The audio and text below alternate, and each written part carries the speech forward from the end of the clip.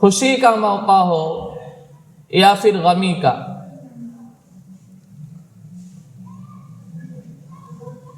انہیں اسلامی معاملات میں سے ایک معاملہ نکاح ہے۔ نکاح جس طرح انسان کی ذاتی ضرورت ہے، اسی طرح ایک شرعی کام بھی ہے۔ قرآن کریم میں اللہ تعالی نے نکاح کے بارے میں احکامات متعدد آیتوں میں تفصیل سے بیان فرمایا ہے۔ اللہ تعالی نے اس سلسلے میں یہ بھی فرمایا ہے کہ نکاح کرا دیا کرو۔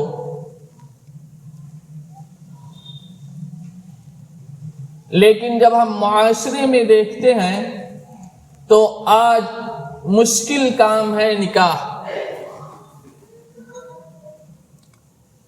اور جس چیز کو شریعت نے حرام قرار دیا تھا وَلَا تَقْرَبُوا الزِّنَا إِنَّهُ كَانَ فَاحِشًا وَسَاءَ سَبِيلًا، زنا کے قریب بھی نہ جاؤ، بلکہ زنا کی طرف جو راستے لے جانے والے ہیں ان راستوں کی طرف بھی نہ جاؤ۔ اللہ تعالیٰ نے فرمایا وَقُلْ لِلْمُؤْمِنِينَ يَغُضُّوا مِنْ أَبْصَارِهِمْ وَيَحْفَظُوا فُرُوجَهُمْ ذَلِكَ أَزْكَىٰ لَهُمْ۔ اے نبی، آپ ایمان والوں سے فرما دیجئے کہ اپنی نگاہ کو نیچی رکھیں۔ شریعت نے نگاہ کو نیچی رکھنے کا حکم کیوں دیا؟ تاکہ انسان کو گناہوں سے بچایا جا سکے، انسان کی دل کی حفاظت ہو۔ آدمی چلتا ہے، نگاہ پڑ جاتی ہے، لیکن نگاہ اگر کسی غلط جگہ پہ پڑ جائے تو نگاہ کو لوٹا لے۔ پہلی نگاہ تو معاف ہے۔ نکاح اسی لیے کی جاتی ہے تاکہ انسان کے نظر کی حفاظت ہو سکے۔ فَإِنَّهَا أَغَضُّ لِلْبَصَرِ، نکاح کی حفاظت کا ذریعہ ہے۔ وَأَحْسَنُ لِلْفَرْجِ، اسی طرح انسان کی شرمگاہ کی بھی حفاظت کا ذریعہ ہے۔ دنیا کے اندر جتنے بھی جاندار چیزیں ہیں وہ دو قسم کی ہیں، ایک نر اور مادہ۔ اسی طرح انسانوں میں اللہ تعالی نے انسان میں آدمی بنایا اور عورت بھی۔ دونوں کی جو صنفی خواہش ہے، اس خواہش کی تکمیل کا دو ہی ذریعہ تھا۔ ایک تو یہ کہ اس کو کسی نظام کے تحت باندھ دیا جائے، ایک یہ ہے کہ انسان کو آزاد چھوڑ دیا جائے جیسا کہ دیگر جانور ہیں۔ اس صورت کے اندر یعنی اگر انسان کو بھی آزاد چھوڑ دیا جاتا تو پھر پورا معاشرہ، پورا سماج بگڑ جاتا۔ ایک مہذب سماج، ایک مہذب خاندان، اس کا تصور بھی قائم نہیں رہتا۔ آپ مغرب کو دیکھ لیجئے، وہاں پر یہی مسئلہ ہے۔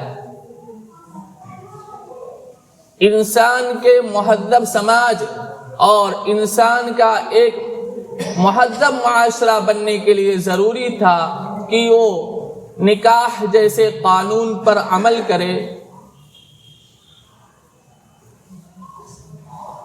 نکاح کی شریعت میں ترغیب آئی ہے۔ اللہ تعالی نے فرمایا نکاح کرا دیا کرو۔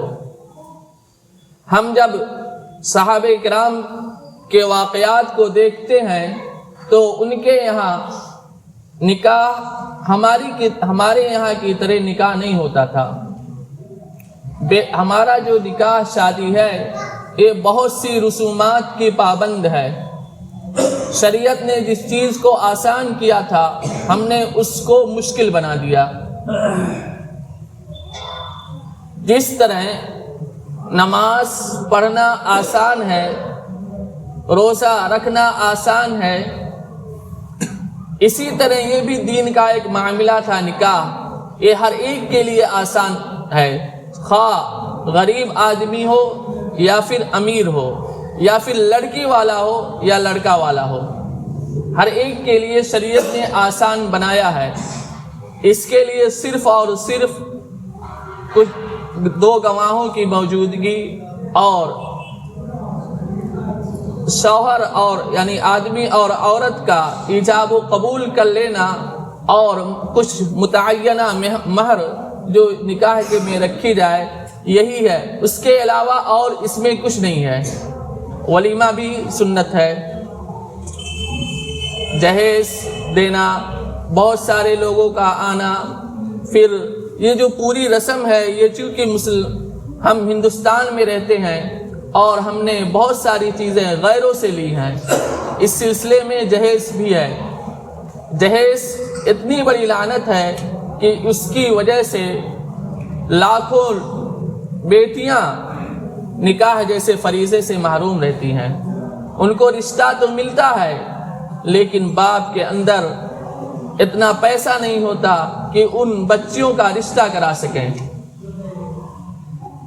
آخر ایسا کیوں ہے؟ اس کی بنیادی وجہ صرف اور صرف یہی ہے کہ ہم نے دین پر مکمل طور پر عمل کرنے کو چھوڑ دیا۔ دین پہ منچاہی طور پر ہم دین پر عمل کر رہے ہیں۔ جو شریعت کا قانون ہے، رب کا قانون ہے، وہاں ہم پورے طور پر عمل نہیں کرتے ہیں۔ ہم نے بیجا چیزوں کو اپنے معاشرے کے اندر فرض اور واجب سے زیادہ اس کو سمجھ کر معاشرے کے اندر ڈھکیل دیا۔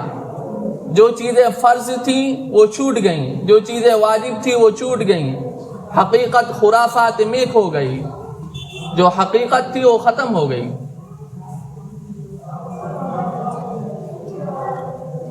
ہم نے اس آسان راستے کو مشکل بنا دیا، اس کی وجہ سے گناہ کے راستے آسان ہو گئے،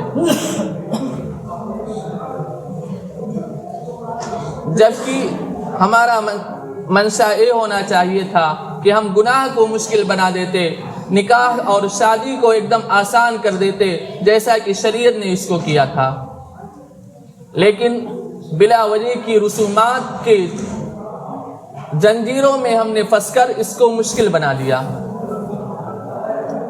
ایک صحابی تھے، رنگ سانولا سا تھا، اللہ کے نبی صلی اللہ علیہ وسلم نے ان سے فرمایا شادی کرو گے؟ انہوں نے کہا کہ بھلا ہمیں رشتہ کون دے گا؟ اللہ کے نبی صلی اللہ علیہ وسلم نے فرمایا جاؤ فلاں قبیلے کے پاس، فلاں آدمی کے پاس اور ہمارا پیغام دے دو کہ اللہ کے نبی صلی اللہ علیہ وسلم نے ہمیں بھیجا ہے۔ وہ صحابی گئے اور سلام دعا کے بعد انہوں نے یہ بات بتائی، تو عورتوں نے کہا بھلا ہم ایسے آدمی کو اپنی بیٹی کا رشتہ دے دیں؟ بیٹی سن رہی تھی، بیٹی نے کہا جو اللہ کے نبی نے فیصلہ دے دیا ہم اس کے خلاف نہیں جا سکتے۔ وَمَا كَانَ لِمُؤْمِنٍ وَلَا مُؤْمِنَةٍ إِذَا قَضَى اللَّهُ وَرَسُولًا، کسی بھی ایمان والے آدمی یا ایمان والی عورت کے لیے جائز نہیں ہے کہ جب اللہ اور اللہ کے رسول کوئی فیصلہ کر دے تو اس کے خلاف جائے۔ شادی ہو گئی، اللہ تعالیٰ نے ان کو اتنا نوازا کہ وہ بہت زیادہ سخاوت کرنے والے بن گئے۔ حضرت حفصہ رضی اللہ عنہا جب بیوہ ہوئیں، حضرت عمر رضی اللہ عنہ کی صاحبزادی تھیں، انہوں نے حضرت علی رضی اللہ عنہ سے حضرت عثمان غنی رضی اللہ عنہ سے بات کہی، انہوں نے کوئی جواب نہیں دیا۔ انہوں نے حضرت ابوبکر صدیق رضی اللہ عنہ سے کہی، انہوں نے بھی کوئی جواب نہیں دیا۔ اللہ کے نبی صلی اللہ علیہ وسلم نے ان کو پیغام بھیج کر ان سے نکاح کیا۔ تو جو دور اول تھا، صحابہ کا زمانہ تھا، یا جو ہمارے دین اسلام کی روشنی میں نکاح ایک دم آسان تھا۔ ایک صحابی ہیں حضرت عبد الرحمن بن عوف رضی اللہ عنہ، جو عشرہ مبشرہ میں سے ہیں، یعنی ان خوش قسمت 10 افراد میں سے ہیں جن کو اللہ کے نبی صلی اللہ علیہ وسلم نے اس دنیا میں جنت کی بشارت دے دی ہے۔ ان کو جب اللہ کے نبی صلی اللہ علیہ وسلم نے ایک مرتبہ دیکھا تو کپڑے پر کچھ ہلدی وغیرہ کا نشان تھا، تو انہوں نے پوچھا یہ کیا ہے؟ تو انہوں نے فرمایا کہ میں نے شادی کر لی ہے، نکاح کر لیا ہے۔ بتائیے، صحابی ہیں، وہ بھی عشرہ مبشرہ میں جن کا شمار ہے، سابقون الاولون ہیں جو، اور شادی کر لی، لیکن اللہ کے نبی صلی اللہ علیہ وسلم کو پتہ نہیں ہے۔ آج ہماری شادی ہوتی ہے، جتنے رشتہ دار ہیں 200 کلومیٹر دور ہوں، ممبئی میں ہوں، ہم ان کو بلاتے ہیں کہ آپ کے بغیر ہماری شادی ادھوری رہے گی۔ وہ سفر کی مشقت برداشت کرتے ہیں، اپنا روپیہ پیسہ خرچہ کرتے ہیں، پھر آ کے ہم بلاتے ہیں، ہم بھی ان کی پریشانی میں شریک ہوتے ہیں۔ تو ہم نے شادی کو اتنا مشکل بنا دیا۔ یہ صحابی ہے، شادی ہو گئی، اللہ کے نبی صلی اللہ علیہ وسلم کو پتہ نہیں ہے۔ اسی لیے شریعت نے کہا، آپ نے فرمایا ولیمہ کر لو، شادی ہو جائے گواہوں کی موجودگی میں، تاکہ ثبوت رہے کہ ہاں شادی ہو گئی ہے، نکاح ہو گیا ہے، بس اس کے لیے ولیمہ کرنا سنت ہے۔ اور باقی بارات اور سب جو دنیا کی دھوم دھام ہے، یہ سب رسومات ہیں، ان میں ثواب نہیں ہے بلکہ گناہ ہے۔ اگر ہم چاہتے ہیں کہ ہماری اولاد صحیح راستے پہ رہے، ہماری بیٹیاں صحیح راستے پہ رہیں، تو ہمارا سب سے پہلا کام یہی ہے کہ ہم ان کی شادی کرائیں۔ ہم 3 چیزوں کو دیکھ کر شادی کرتے ہیں، مال و دولت کی وجہ سے، حسن و جمال کی وجہ سے، دینداری کی وجہ سے۔ شریعت کہتی ہے دینداری دیکھ لو، شادی کر دو۔